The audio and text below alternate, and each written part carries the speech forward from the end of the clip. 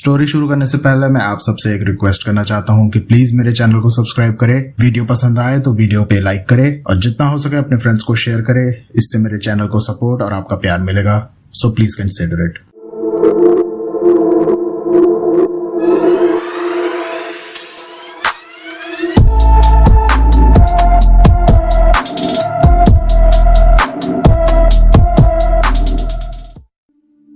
क्या तुमने कभी किसी के माथे पर या कान के पीछे लगा हुआ काला टीका देखा है?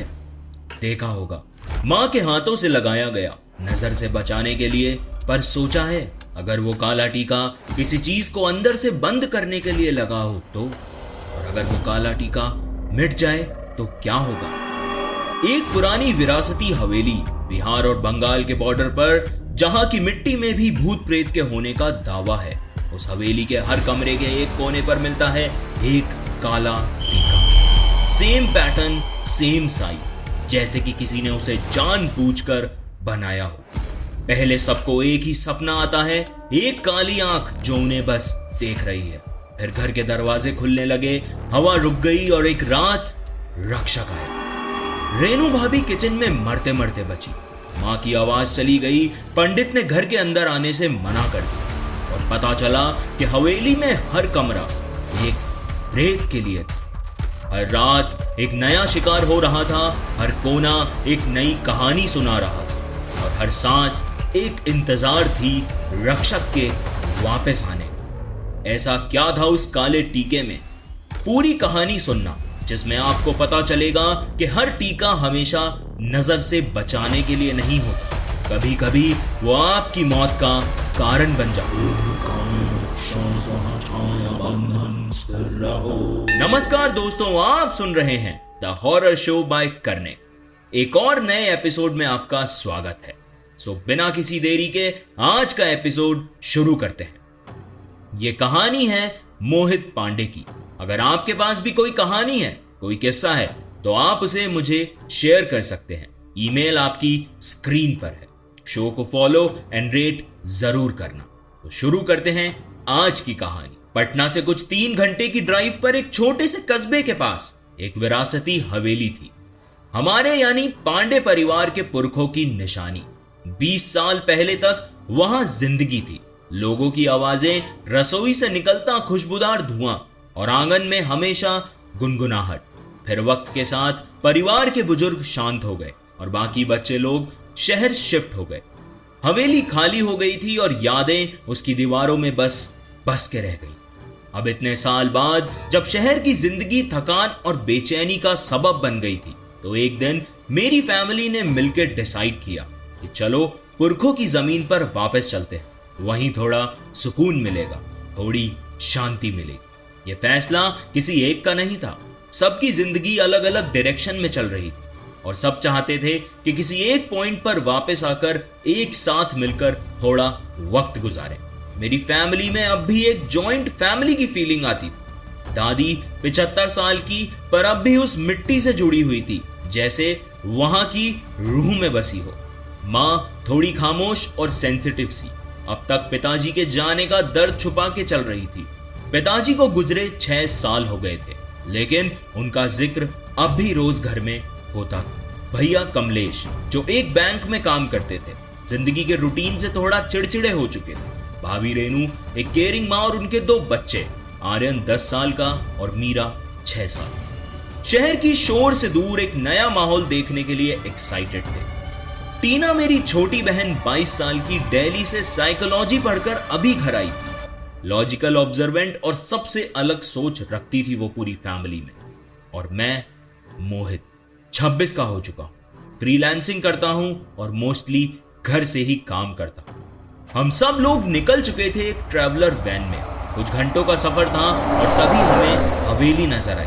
वो बड़ा सा आयरन गेट जिसमें जंग लग चुका था और ऊंची दीवारें जिसके ऊपर बेल पत्तियां लपटी हुई। दादी की आंखों में नमी थी। उन्होंने कहा कि यही जगह है जहां बबलू का जन्म हुआ था। वो बात कर रही थी अपने बेटे यानी कि मेरे पापा की। हवेली सच में बहुत खूबसूरत थी, लेकिन पुरानी भी। बड़े बड़े कमरे जिसमें शैंडलियर्स लटक रहे थे, कुछ वर्किंग थे, कुछ हल्के हल्के हिल रहे थे। शीशे वाली अलमारियां जिसमें अब भी कुछ बुक्स और मूर्तियां रखी हुई थी। पेंटिंग इतनी बड़ी और डिटेल्ड थी कि लगता था किसी जमाने में किसी आर्टिस्ट ने दिल से बनाई। लेकिन इन सब के बीच एक ऑफ फीलिंग भी जो शुरुआत में किसी ने नोटिस नहीं की।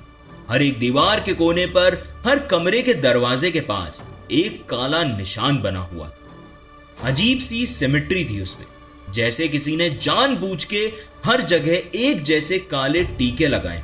ना वो डिजाइन लग रहे थे, ना पेंटिंग्स, बस एक छोटी सी बिंदी जैसे काली बिंदी जो अक्सर नजर से बचने के लिए लगाई जाती है। मैंने जब वो सब काले टीके देखे तो मेरे को वहां कुछ तो अलग महसूस हुआ, लेकिन उस वक्त मैं समझ नहीं पाया था कि वो क्या था जो मुझे महसूस हुआ। फिर टीना ने सबसे पहले यही पॉइंट आउट किया। वो बोली कि ये टीके सब सेम साइज के क्यों हैं और सब एक पैटर्न में। पर उस वक्त सब इतने टायर्ड थे कि उसकी बात को लाइटली ले गए। फिर मां बोली, ये सब कुछ नहीं है, तुम ध्यान मत दो इन सब चीजों पर। जब मां ने ये बोला तो दादी ने उन्हें बड़ी अजीब नजरों से देखा और हम सब ने भी मान लिया कि ये कुछ नहीं है। पर क्या वाकई वो टीके ऐसे ही वहां मौजूद थे? शाम का वक्त था। घर के अंदर सब लोग अब थोड़ा सेटल हो रहे थे। सफर ना तो ज्यादा लंबा था ना ज्यादा छोटा, पर थकान से ज्यादा एक्साइटमेंट थी नए कमरे देखने की, पुरानी चीजें एक्सप्लोर करने की। बच्चे ड्राइंग रूम में दौड़ रहे थे और उनका शोर पूरे घर में गूंज रहा था। पर उस शोर के बीच दादी की एक आवाज निकलती है, हल्की सी पर काफी ठहरी हुई। वो बोली, ये देख रहे हो निशान, नजर से बचने के लिए लगाते हैं ये टीके। पुराने जमाने से ये रिवाज चलता आ रहा है। उनकी नजर सीधा ड्राइंग रूम की एक दीवार के कोने पर थी, जहां एक काला सा गोला बना था। वो निशान छोटा था लेकिन फिर भी पूरी दीवार पर क्लियरली विजिबल था।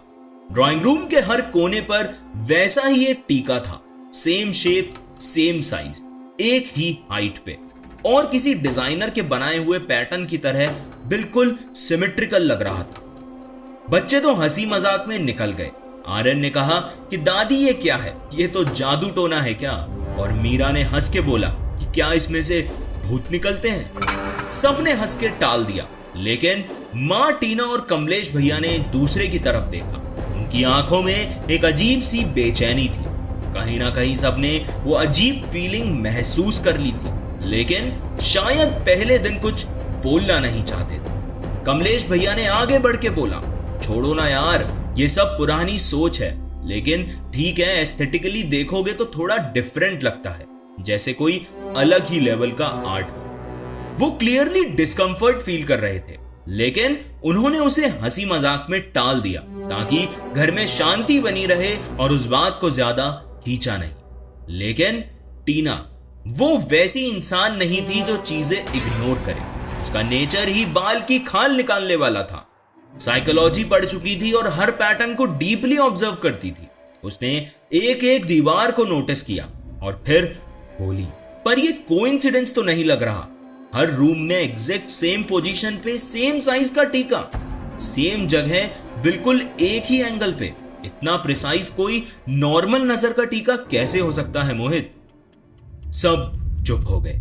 एक पल के लिए मैंने ऑकवर्ड की स्माइल के साथ कहा, यार तुम लोग ज्यादा सोच रहे हो, गांव में ये सब चीजें नॉर्मल होती है। टीना ने कुछ नहीं कहा, पर उसकी आंखों में वो बेचैनी साफ नजर आ रही थी, जो क्लियरली कह रही थी कि ये नॉर्मल नहीं है। उसने कमरे के कॉर्नर्स की फोटोज लेना शुरू कर दिया, चुपके से, बिना किसी को बताए। उसके लिए ये बस एक ओल्ड फैमिली रिचुअल नहीं था, ये एक पैटर्न था, और हर पैटर्न किसी मीनिंग का सिग्नल देता है, चाहे समझने में देर हो जाए। तभी उसने एक और चीज नोटिस की। हर टीका एग्जैक्ट 5 फीट की हाइट पर था। उसने वो बात किसी से शेयर नहीं करी, पर अंदर से वो समझ गई थी, यहां कुछ तो सही नहीं है। कुछ है जो दिख नहीं रहा, पर छुपकर कहीं से हमें देख रहा है। हवेली में आए हमें अब कुछ दिन हो गए थे। पहला हफ्ता तो जैसे पलक झपकते ही निकल गया। सामान सेट करना, कमरे डिसाइड करना, बच्चों की हंसी मजाक और घर के कोने कोने को एक्सप्लोर करना। सब लोग बहुत एक्साइटेड थे। हर किसी के चेहरे पे एक नए चैप्टर की मुस्कान थी। लेकिन दूसरे हफ्ते से सब कुछ धीरे धीरे बदलने लगा। हवेली के चारों तरफ जंगल था और पीछे की तरफ एक पतली सी गली जाती, जिसके बारे में किसी ने ज्यादा बात नहीं की। रात को जब सब लोग सोने चले जाते तब घर के अंदर एक अजीब सा सन्नाटा छाने लगा। ना शहर की तरह कोई गाड़ी की आवाज, ना टीवी का शो, सिर्फ हवा का तीखापन था। ऐसी आवाज जैसे कोई छोटी बच्ची जंगल में सीटी मार रही या शायद चीख रही, पता नहीं। पुराने दरवाजों की करकराहट हर कुछ देर में सुनाई देती थी, बिना किसी वजह के, जैसे कोई बिना हाथ लगाए दरवाजा हल्का सा खोल रहा या बंद कर रहा। और फिर एक और चीज हुई, सबसे ज्यादा डिस्टर्बिंग चीज। सबसे पहले दादी ने कहा कि रात में उन्हें सपना आया था, एक काली आंख थी, बस आंख कहीं से उन्हें देख रही। सब हंस दिए। पहले तो सबने लाइटली लिया। फिर अगली रात कमलेश भैया ने कहा कि मुझे भी ऐसा ही कुछ दिखा, एक आंख जो किसी कोने से बस मुझे घूर रही थी। और एक एक करके फैमिली के हर मेंबर ने बात कंफर्म की कि एक काली आंख का सपना सबको दिखाई दे रहा। सब सोच रहे थे कि यह कोइंसिडेंस होगा। दादी ने कहा कि कई बार जगह बदलने पर ऐसा होता है, लेकिन टीना ने कहा यार ये स्लीप पैरालिसिस का केस लग रहा है। सबकॉन्शियस माइंड जब एडजस्ट नहीं कर पाता न्यू प्लेसेस को, तो वो ऐसे विजुअल्स हेलुसिनेट करता है। दादी ने उस पल थोड़ा गुस्सा होकर बोला, नहीं बेटा, ये दिमाग का फितूर नहीं है। हमारे पुरखों का कहना है जब किसी जगह पे किसी और की नजर हो तो सपने आंख से ही शुरू होते हैं। दादी की बात सुनते ही घर में सन्नाटा छा गया था। और फिर रेनू भाभी ने कहा कि मुझे लगता है हम सब ओवर थिंकिंग कर रहे हैं, इट्स जस्ट आवर इमेजिनेशन। सब बोल रहे थे पर सबके चेहरे पे एक कॉमन सी घबराहट थी, जैसे सबको पता था कुछ तो गलत हो रहा है, लेकिन कोई एक्सेप्ट नहीं कर रहा। फिर अगली रात टीना ने सबको चुप करा दिया। उसकी आवाज धीमी थी, लेकिन उसके शब्दों में एक थरथराहट थी। वो बोली कि मेरे सपनों में कोई नहीं था, वो बिल्कुल रियल था। मैं जाग रही थी या शायद जागती हुई नींद में थी, आई डोंट नो, पर मुझे अपने बिस्तर के नीचे कुछ आवाज आई। कमरे से लेकर पैर तक मुझे ऐसा महसूस हुआ कि कोई मेरे ऊपर हाथ फेर रहा। जब मैंने देखा तो वहां कोई बैठा था, पर उसने कुछ नहीं किया। वो बस मुझे घूर रहा था, बिना हिले, बिना कुछ कहे, जैसे उसकी आंखें सीधे मेरी आंखों से चिपक गई। हवेली में एकदम सन्नाटा छा गया। ना बच्चे बोले, ना बड़े। उस मोमेंट में सबके दिमाग में एक ही बात घूम रही थी, वो आंख सबके सपनों में आई। वो आंख क्या बस सपना थी या कुछ और? उस रात के बाद सब कुछ बदल गया था। जो सपने पहले सिर्फ नींद तक सीमित थे, अब जागते हुए भी वो असंभव चीजें दिखाने लग गए थे। सबसे पहले छोटी छोटी चीजें होने लगी। सुबह जब मैं और माँ ड्राइंग रूम में आए तो हमने देखा कि मिट्टी के गीले निशान पूरे फ्लोर पर छपे हुए थे, जैसे कोई कुछ देर पहले अंदर आया। ये निशान नॉर्मल नहीं थे, उनका शेप, उनका अलाइनमेंट जैसे वो किसी आदमी के पैर के निशान हो। पर उस दिन ना तो बाहर बारिश हुई थी, ना ही हमारी हवेली के आसपास वैसी मिट्टी थी। माँ ने पोछे से वो निशान साफ कर दिए। फिर उसी दिन जब रेनू भाभी और माँ किचन में लंच बना रहे थे, तब उन्होंने किचन के शीशे में एक अजीब सी चीज नोटिस की। उनका रिफ्लेक्शन नॉर्मल नहीं था, वो उनका ही चेहरा था, पर आंखें झपका रहा था, जैसे रिफ्लेक्शन उनका नहीं, कोई और उनके चेहरे का भेस लेकर बैठा। जब माँ ने शीशा पोंछने की कोशिश की तो कुछ सेकंड्स के लिए उनका रिफ्लेक्शन हिलना ही बंद हो गया। वो उन्हें देखता रहा, सीधा उनकी आंखों में, बिना पलके झपकाए। भाभी ने उनसे पूछा, माँ क्या हुआ? माँ ने कहा कुछ नहीं, बस सिर हिला दिया। लेकिन उसके बाद माँ ने कभी किचन के शीशे में सीधा नहीं देखा। फिर 2-3 दिन बाद टीना और भैया टेरेस पर जा रहे थे तो उन्होंने हवेली के कोने में हमारा कुत्ता शेरी को एक खाली कॉर्नर की तरफ घूरते हुए देखा। वो कॉन्टिन्यूअसली एक ही जगह देख रहा था, ना हिला ना भौंका, जैसे उसने कुछ देख लिया हो, ऐसा कुछ जो वो देख नहीं पा रहे थे। फिर अचानक उसने भौंकना शुरू किया, एकदम से बिना किसी वजह के वो इतनी जोर से भौंक रहा था कि भैया और टीना तुरंत उसकी तरफ भागते हुए गए और उसके कुछ ही देर बाद शहरी बस शांत हो गया। पूरा घर एकदम चुप हो गया और उसी रात हमने शहरी को खो दिया। हम सब इतने गहरे सदमे में चले गए थे कि उसकी ऐसी अचानक मौत के बाद, क्योंकि उसको ना कोई बीमारी थी ना कोई चोट लगी थी, कोई भी समझ नहीं पाया था कि उसकी मौत का रीजन क्या है। लेकिन ये बस शुरुआत थी। फिर एक दिन वो हुआ जिसने हम सबके होश उड़ा दिए। उस दिन सब कुछ सुबह से ही अजीब था। हवेली में हवा एकदम शांत थी, ना पंखे चल रहे थे, ना जंगल से कोई आवाज आ रही थी। बच्चे भी चुप थे और बड़ों का भी मूड अलग सा था, जैसे सबका मन अटका हुआ हो किसी अजीब सोच में। दिन में टीना बेसमेंट से एक पुरानी टंकी ऊपर ले आई। दादी के कहने पर वो स्टील की टंकी पुरानी थी, धूल से भरी हुई, और मैंने तो पहली बार ऐसी टंकी देखी थी जिसमें ताला लगा हुआ था। दादी ने टीना से कहा कि बेटा इसे तोड़ दे, चाबी तो पता नहीं कहां होगी इसकी। जब टीना ने उस टंकी के ताले को तोड़ा तो उसके अंदर कुछ भी नहीं, और अंदर से एक चीखती हुई आवाज बाहर निकली। सबने क्लियरली सुना, एक पतली सी पैनी आवाज जो टंकी खुलने के बाद 2 सेकंड के लिए आई थी, फिर गायब हो गई। सब चुप। टीना ने टंकी में झांक के दोबारा चेक किया, कुछ भी नहीं था, बस एक खाली धूल से भरी थी वो टंकी। उस दिन रात को पूरी हवेली के हर कमरे की दीवारों पे लगे टीके फ्रेश लग रहे थे, जैसे किसी ने उन्हें फिर से लगाया हो, बिल्कुल नए गीले काले रंग से। और एक एक्स्ट्रा टीका बाथरूम के अंदर भी था, जहां पहले कोई टीका नहीं। वो रात बाकी रातों से अलग थी। मैं गेस्ट रूम में था, वही कमरा जहां पुरानी पेंटिंग्स लटकी थी। हर फ्रेम के कोने में डस्ट जमा थी। मुझे नींद नहीं आ रही थी तो सोचा साफ सफाई कर। रूम में सिर्फ एक टेबल लैंप जल रहा था। एक पेंटिंग साफ करते करते मुझसे एक काला टीका मिट गया। मुझे आइडिया नहीं था वो धूल में छुपा हुआ था, तो मुझे लगा शायद कुछ और है, मैं साफ कर देता हूं, और मैंने वो मिटा दिया। लेकिन जैसे ही वो काला टीका पूरी तरह साफ हुआ, एक अलग सा सन्नाटा छा गया। रूम में हवा थम गई। लिटरली टेबल लैंप की रोशनी एक पल के लिए ब्लिंक करने लगी और मुझे लगा जैसे पूरी हवेली में कुछ तो बदल रहा है। मुझे महसूस होने लगा कि जैसे मैंने कुछ गलत कर दिया हो। उस रात के 2:30 बजे हवेली का मेन गेट का दरवाजा अपने आप खुलता। कोई हवा नहीं थी, कोई निशान नहीं, और फिर वो नजर आया। सबसे पहले एक छाया, दरवाजे की चौखट के पास एक हल्की सी काली शैडो, जिसमें आधा चेहरा था और आधा बस घुला हुआ, जैसे किसी ने उसके चेहरे को एसिड से जला दिया हो। उसका चेहरा तो हाफ था, पर आंखें सिर्फ आंखें दिखती थी। वो आंखें कोई नॉर्मल आंखें नहीं थी, वो देखने वाली आंखें थी, जैसी तुम्हारे अंदर तक घुस के देख रही। मैं हिल भी नहीं पाया।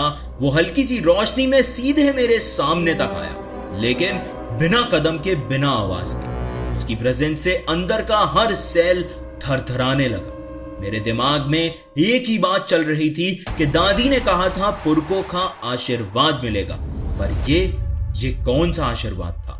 वो काले टीके जो पूरी हवेली में लगे हुए थे, किसी रीति रिवाज के लिए नहीं थे। वो शायद कुछ और ही थे, शायद उनमें कुछ कैद था, और मैंने उसे जगा दिया था। लेकिन सिर्फ एक टीका मिटाने से मुझे वो प्रेत नजर आ गया था। उस रात मैं जिंदा था, लेकिन मेरा वजूद उसकी आंखों में कैद हो गया था। उसने मुझे छुआ नहीं, पर मेरे आसपास की हवा बदल गई थी। हवेली का टेम्परेचर 5 डिग्री सेल्सियस तक गिर गया, और फिर वो छाया एकदम हवा में घुल गई, जैसे कभी थी ही नहीं। फिर उसके बाद कोई भी रात नॉर्मल नहीं रही। उसे काले टीके के मिटने के बाद सब कुछ पहले जैसा नहीं रहा। पहले लगता था कि बस एक अजीब सी फीलिंग है, हवा भारी है, सपने थोड़े क्रीपी, लेकिन अब हर एक दिन नए डर को हमारे सामने लेके आ रहा था। मैंने जो एक रात पहले देखा था, मैं उसे भुला नहीं पाया था कि अगले दिन रेनू भाभी दोपहर को किचन में रोटी बना रही थी। स्टोव के साइड में कुकर चढ़ा हुआ था। सब कुछ नॉर्मल लग रहा था, तभी बिना किसी वजह के कुकर फट गया। एक धमाका इतनी जोर का, पूरा घर हिल गया। ऐसा लगा जैसे किचन में बॉम्ब फटा। सब भाग के वहां पहुंचे और जो सीन देखा उसने सबके पैरों तले जमीन खिसका दी थी। रेनू भाभी की पूरी बॉडी जल चुकी थी, कपड़े गलकर स्किन से चिपक गए थे, चेहरा लाल पड़ गया था, आंखों के कोने से आंसू नहीं जले हुए ड्रॉपलेट्स निकल रहे थे, लेकिन वो जिंदा थी। जिंदा पर कुछ इस तरह से जैसे मौत उनके पास आई हो लेकिन फिर भी उन्हें जिंदा छोड़ गई। हॉस्पिटल ले जाते वक्त उन्होंने सिर्फ एक बात बोली कि मैं अकेली नहीं थी किचन। इस बीच टीना का हाल और बिगड़ने लगा। हर रात उसे वही सपना आता, वो काली आंखें जो अंधेरे में झांकती थी, लेकिन अब वो आंखें सपने में नहीं आईने में भी उसे दिखने लगी थी। टीना की आंखें सूज गई थी, नींद ऑलमोस्ट गायब हो गई थी।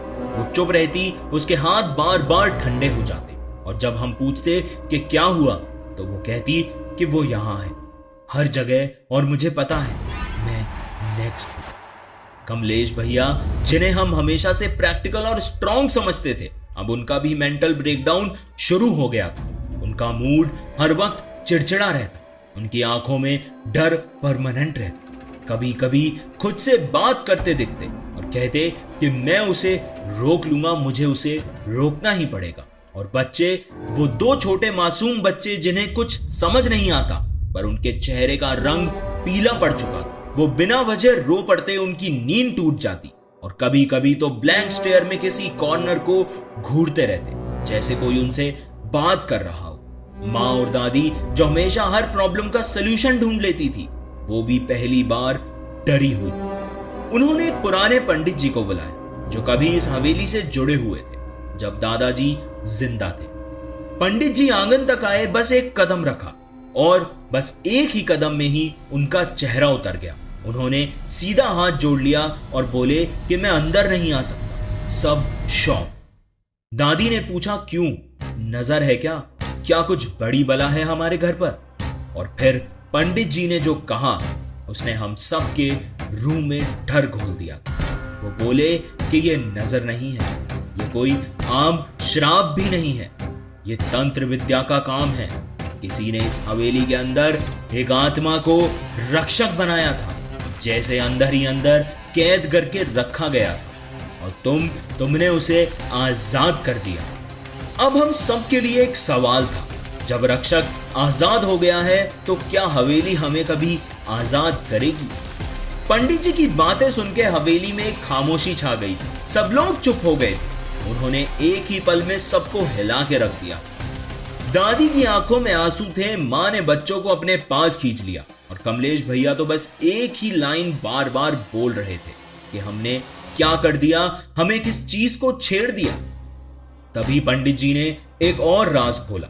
उन्होंने कहा कि इस हवेली में एक गुप्त कमरा है जहां एक पत्रिका रखी गई है जिसमें इस बंधन का रहस्य भी है और इसका समाधान भी है, लेकिन उस कमरे को खोलने का नतीजा क्या होगा ये किसी को नहीं पता। हमारे लिए डिसीजन लेना आसान नहीं था। अगले कुछ दिन तक सब सिर्फ इस बात पर कंफ्यूज रहे कि क्या हम उस कमरे का दरवाजा खोलें या फिर सब छोड़कर चले जाएं। लेकिन जब हमने उस कमरे का दरवाजा देखा तब हम समझ गए कि बात सिंपल नहीं है। वो दरवाजा किसी और जमाने का लगता था, लोहे का बना हुआ, लेकिन उस पे 3 नजर के टीके लगे हुए थे। एक लाल टीका जो सिंदूर से बना लगता था, दूसरा काला जो भस्म या किसी जली हुई चीज से लगाया होगा, और तीसरा पीला जो हल्दी का था, पर उसकी गंध में कुछ और भी था, जैसे चंदन और राख को मिक्स करके लगाया। तीनों टीके अलग अलग प्रकार के थे और ऐसा लग रहा था जैसे 3 अलग प्रकार की ताकतों का संरक्षण था इस दरवाजे पर। लेकिन तब दादी ने कुछ अलग ही तय कर लिया। हम सब ने उन्हें रोका, समझाया, रोए तक, लेकिन दादी नहीं मानी। वो बोली कि यह हवेली मेरे माँ बाप की है, मैंने इसके हर कोने में अपना बचपन बिताया है। अगर कुछ बुराई यहाँ छुपी है तो उसे मिटाना मेरा फर्ज है और रोकना मेरा धर्म। रात के करीब 8:30 बजे दादी ने गुप्त कमरा खोला। जैसे ही ताले खुले, एक अजीब सी ठंडी हवा का झोंका हम सबको छू गया। और तुरंत ऐसा लगा जैसे हजारों रूहें एक साथ चीखकर उस कमरे से बाहर निकल गई। वो आवाज, वो खींचने की आवाज, वो अब भी मेरे कानों में गूंजती है। दादी अंदर चली गई और मैं चुपचाप उनके पीछे पीछे अंदर घुस गया। अंदर का सीन एक अलग ही दुनिया का था। वो कमरा पूरी हवेली से अलग था।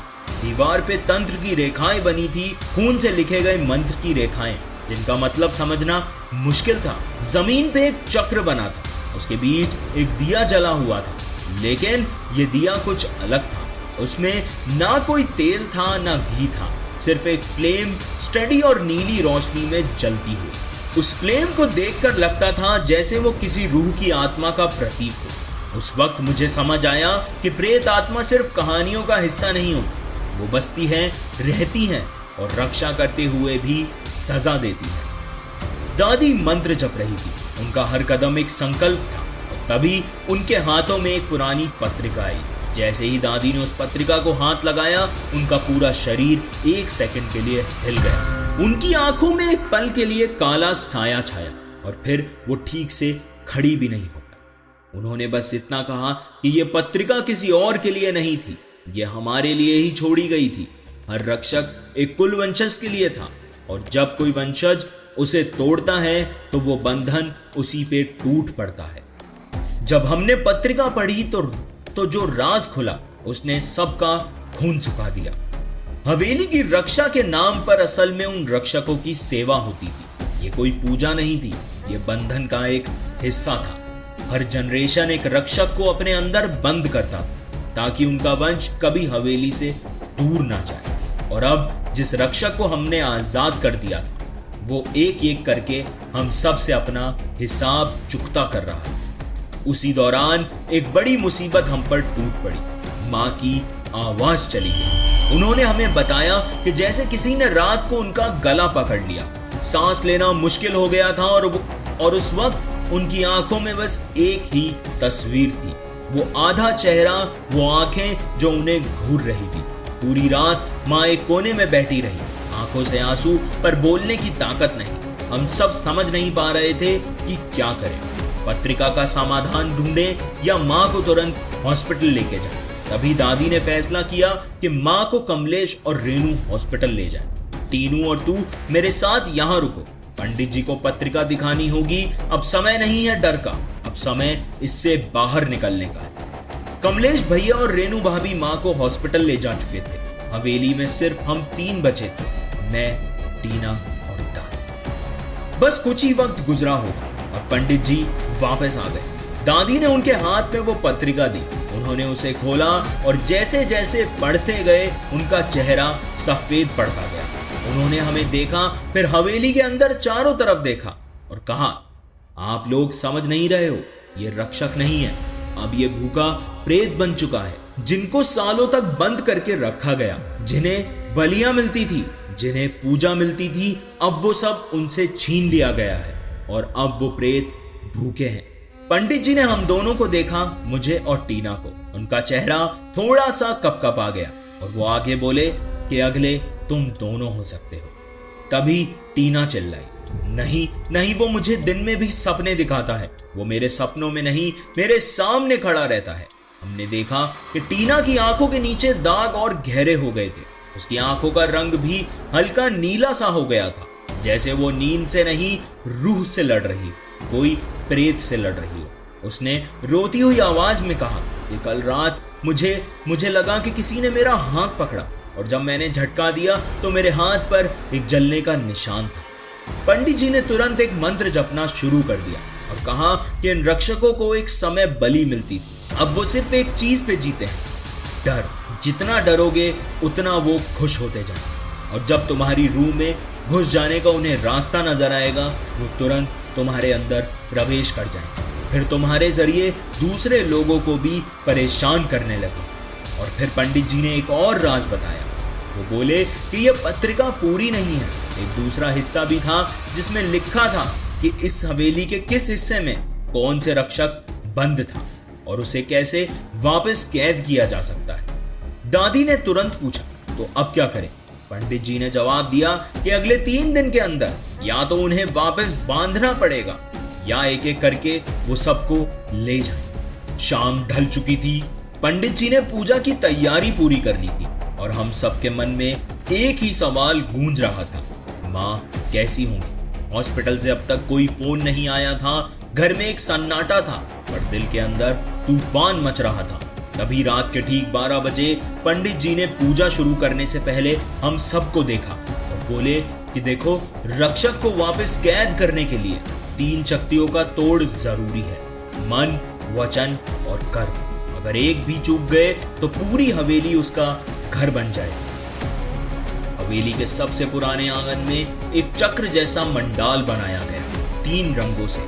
लाल जो वचन का था, पीला मन का और काला कर्म का। ये तीनों उस तीनों पहलू को दर्शाते थे जिसमें से वो आता था, सोच, शब्द और कर्मों के जरिए। टीना मंडाल के बाहर थी, सिर्फ दादी और मैं उसके अंदर थे। वहां सिर्फ एक दिया जल रहा था और उसकी रोशनी में हवा बिल्कुल रुक चुकी थी। पंडित जी ने एक थाली उठाई जिसमें हल्दी, भस्म और सिंदूर था। उसे मंडाल में छिड़कते हुए मंत्र पढ़ा, ओम काल रक्षा स्वाहा छाया बंधन स्थिर रहो, ओम काल रक्षा स्वाहा छाया बंधन स्थिर रहो। जब भी एक बिंदु मंडाल पर गिरता, हल्की सी स्पार्क सी चमक होती, जैसे कुछ पुरानी ताकत एक्टिवेट हो रही है। दादी ने आंखें बंद करके मंत्र दोहरा रही थी और मैं उस दिए को संभाल रहा था। पंडित जी ने आगे कहा कि अब वो आने वाला है। जैसे ही उन्होंने ये कहा, ठंड बढ़ने लगी, हवेली का टेम्परेचर और गिरने लगा। दिया बिना किसी वजह के, बिना किसी हवा के बुझ गया। मंडाल के बाहर एक कोने में एक छाया उभरने लगी, आधा चेहरा, पिघली सी रूह, वही आंखें जो अंदर तक देख लेती हैं, वो आ चुका था। पंडित जी ने टीना से कहा कि पीला टीका उसे पानी में घोल और मंडाल के बीच गिरा दे। टीना के हाथ कांप रहे थे, पर उसने पानी गिरा दिया। दादी ने अपने दुपट्टे में काले टीके की मिट्टी लपेटी और सीधा उस छाया की तरफ उछाल दी। मैंने सिंदूर का टीका दिए पर लगाया और उसे फिर से जला दिया। एक जोर का झटका लगा, पूरा मंडाल कांप उठा, जैसे जमीन के नीचे कुछ फट गया हो। एक चीख गूंजी, ना औरत की थी ना आदमी की, वो बस एक रूह की चीख थी। और फिर वो छाया हवा में घुल गई, जैसे कभी वहां थी ही नहीं। सब कुछ शांत हो गया, सिर्फ दिया जल रहा था और पंडित जी की आंखों में आंसू थे। उसी वक्त मेरा फोन बजा। स्क्रीन पर कमलेश भैया का नाम था। हाथ कांप रहे थे, डर था कि क्या खबर मिलेगी। मैंने फोन उठाया, उनकी आवाज आई। वो बोले, मोहित, माँ को होश आ गया। माँ ने आंखें खोलते ही सबसे पहला सवाल किया कि मोहित ठीक है ना? मैं कुछ कह नहीं पाया, आंखों से आंसू निकल गए। दादी ने मुझसे फोन लिया और कहा कि सब कुछ ठीक हो गया है, रक्षक चला गया है, तुम उसको लेकर घर आओ जल्दी से जल्दी। उस रात पहली बार हवेली में एक अलग सा सुकून था।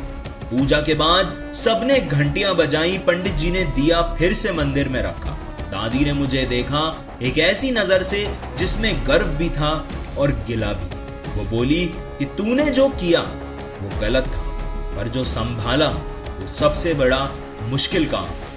हर पुरखों की कहानी में एक इंसान होता है जो बंधन तोड़ता भी है और उसे जोड़ता भी है। इस बार वो तू था मोहित। सुबह होने से पहले माँ घर आ गई थी। उनका चेहरा कमजोर था, पर आंखों में एक अजीब सा नूर था, जैसे कुछ अंदर से साफ हो गया। एक नई रोशनी, एक नया आरंभ। और उस रात मैंने वो गेस्ट रूम फिर से देखा, वही पेंटिंग्स, वही जगह, बस अब उन आंखों में खून नहीं, सुकून था। 6 महीने बाद हमने वो हवेली छोड़ दी, बेची नहीं, सिर्फ बंद कर दी। फिर जाते जाते मैंने एक छोटी डायरी उस रूम में छोड़ी, एक कहानी लिखकर कि अगर कभी कोई और इस हवेली का दरवाजा खोलकर अंदर आए तो वो सिर्फ इतना समझ जाए कि यहाँ एक रक्षक था, पर उसे आजादी चाहिए थी, कब्र नहीं, और हमने उसे वो आजादी दी। कभी कभी कुछ चीजें हमसे सिर्फ इसलिए छुपाई जाती हैं ताकि हम उन तक ना जाएं, पर जब हम वो लकीरें मिटा देते हैं तो सिर्फ बंधन नहीं टूटता, कहीं छुपी हुई रूह आजाद हो जाती है। काला टीका सिर्फ एक निशान नहीं था, वो एक पहरेदार था जिसने उनसे कभी कुछ मांगा नहीं, पर एक गलती पर सब कुछ छीन लिया। आज हवेली खाली है, दरवाजे बंद हैं, पर कहानी वो अब भी जिंदा है। आज की कहानी आपको कैसी लगी मुझे कमेंट्स में जरूर बताना, और अगर आपके पास भी कोई कहानी है, कोई किस्सा है, तो आप उसे मेरे साथ जरूर शेयर करें। ईमेल आपकी स्क्रीन पर है। अगर चैनल पर नए हो तो शो को फॉलो एंड रेट जरूर करना। मिलते हैं अगले हफ्ते एक और डरावनी कहानी के साथ। तब तक अंदर से ताला जरूर लगा लेना, क्या पता कोई रक्षक दरवाजे पर तुम्हारा इंतजार कर रहा हो। धन्यवाद। आप सुन रहे थे द हॉरर शो बाय करने।